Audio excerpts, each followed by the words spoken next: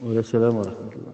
دا وایي تاسې مخکې ویل چې عیسی علیه السلام به راشي 7 کاله وخت به تېروي بیا به مړ کېږي او ما داسې اورېدلي چې 40 کاله. دا دواړه اقوال شته دي. ښه ظاهره دا ده چې دا 7 کاله دي ځکه د 33 کالو په عمر عیسی علیه السلام اسمان ته ختلی دی او ټول 40 کاله به دعوت وشي. عیسی علیه السلام چې کله ځمکې نه راښکته کېږي د ده نه مخکې به دجال راغلی. ښه دجال تا درجال لیکلی دی. دا دجال چې کوم دی دا د دجل نه دی. ښه دجل یو څوک خطا کولو دی ویل کېږي. عیسی علیه السلام به راشي او دجال سره فلسطین کې سره مخ کېږي. عیسی علیه السلام به د 2 ملک په اوږو باندې راښکته شي او د یختانو نه به یې څڼو نه به یې اوبه څاڅي او عیسی علیه السلام چې دی د مهدي سره به د سهار مانځه کې مخامخ شي. مهدي به مخکې د عیسی نه راځي. مهدي به یو عام کس وي، پیغمبر نه دی. محمدي امت ته به دعوت کوي قرآن او سنت ته. د سهار په جمع کې به عیسی علیه السلام اقامت وي او مهدي به امام جوړ شي چې دا د دې امت فضیلت ته اشاره ده. کنه عیسی علیه السلام مهدي نه غوره دی، پیغمبر دی. عیسی علیه السلام چې دی دا به دجال قتل کړي. دجال قتل نه وروسته عیسی علیه السلام به وایي چې یأجوج مأجوج رامنځته شي. دا عام زموږ ته پښتانه ولا زوزي مازوزي وایي. یأجوج مأجوج به رامنځته شي نو دا بیا سخت زیات دي دا خلک. من کل حدب ینسلون قرآن کې وداره ډېرې نه به راخوټېږي همداسې. بیا به عیسی علیه السلام د دې خلکو د وجې نه یو غر ته وخیږي. هلته به الله دوی بچ کړي د یأجوج مأجوج د ضرر نه.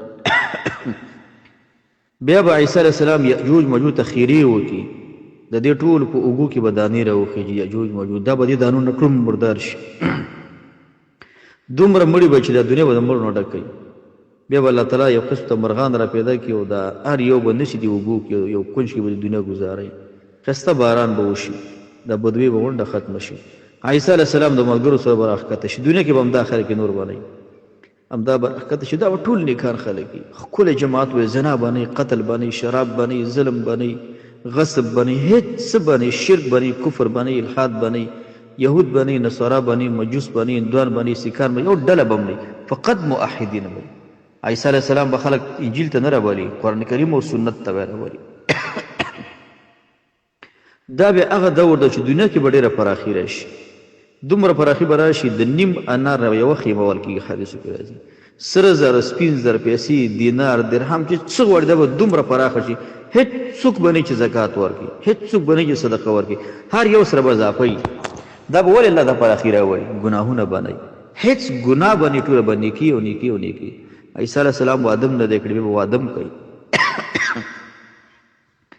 بیا به دغه نه وروسته څه وخت تېري، بیا به وفات کېږي، بیا په مدینه کې د نبي صلی الله علیه وسلم کې دفن کېږي. د عیسی علیه السلام د وفات نه بعده بیا تغیرات راځي، په کلاره کلاره ګناهونه پیدا کېږي، برکتونه بیا پورته کېږي. تاسو ګورئ په رمضان کې برکتونه راځي، رمضان نه وروسته ځي، ځکه رمضان کې نیکي ډېره شوې وه، برکتونه راغلي وو. اختر نه بعد لکه دا خلک چې قفس نه راخوشېږي ور منډه کې ټول د مخې، څوک په فلمونو ور منډه کوي، څوک ګیرې کالی، څوک سګرټس کوي، څوک بې ستري کوي، څوک څه شی کوي، هغه کوي لکه حیوانات چې سړی خوشي کوي. ځکه کور کې درسترخوان دې خراب شو، روجمات ناصب دې پاتې شوله او پیشنمې هم دې پاتې شو، تلاوتونه هم پاتې شو، ذکر اذکار هم پاتې شو، تراویح هم پاتې شول، د منځونو پابندي هم پاتې شوله. کور کې په تلویزیون باندې غاټه کمپر اچولې، هغه دې بېرته تیارې کړله. نو تغیرات خپله راځي ټول ورسره. عیسی علیه السلام د وفات نه بعد مؤمنان په کلاره کلاره کمیږي او بدن به ډېرېږي. بیا به یو نری باد راشي. دا باد به د هغه خلکو په اوږو کې تخرګونو کې نه وي چې دا کوم چې ژوندي دي مؤمنان، د دې نه به دا مؤمنان مړه شي. بیا به د هغه نه وروسته چې کله بدار پاتې شي او ټول خلک شرک او کفر کوي، یوه ورځ مهلت هم الله کافر ته نه ورکوي چې کله دنیا کې کلمه د توحید نه ویل کېږي. حدیث کې ذکر لا تقوم الساعه حتى لا يقال في الارض لا اله الا الله. قیامت نه قیمېږي چې کلمه توحید لوستل کېږي.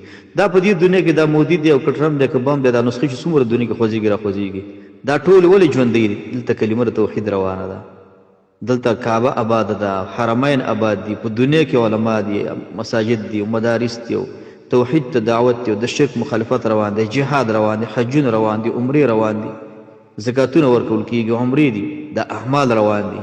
که دا عمل کله شټاپ شو نو بیا به نه دا ټرم نه به بم نه به دا یوه نسخه به هم دنیا کې دا کوم چې څرخېږي را څرخېږي او دا خپل طاقتونه او دا طاغوتي فکر د دوی په ذهن کې زمزمه کېږي، دا هر څه به یو دم ختم شي.